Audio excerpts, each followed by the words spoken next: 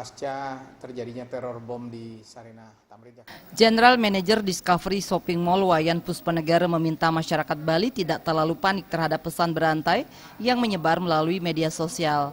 Menurutnya, pesan berantai tersebut justru menjadi pengingat bagi masyarakat Bali untuk selalu waspada dan berhati-hati. Situasi seperti saat ini memang rentan dimanfaatkan pelaku teror untuk menjalankan aksinya. Karenanya pihaknya meminta warga Bali waspada terutama ketika berada di tempat keramaian seperti mal, tempat hiburan malam, tempat ibadah, serta kawasan ramai pengunjung. Pihaknya meyakini aparat kepolisian dan keamanan lainnya sudah melakukan upaya pengamanan Bali dengan memperketat pintu keluar masuk Bali. Kita menyadari bahwa teror tentu menjadi bagian yang mendegradasi daripada kondisi kepariwisataan, karena kita tahu pariwisata itu dibangun oleh 3 pilar, yakni facility, safety, dan service.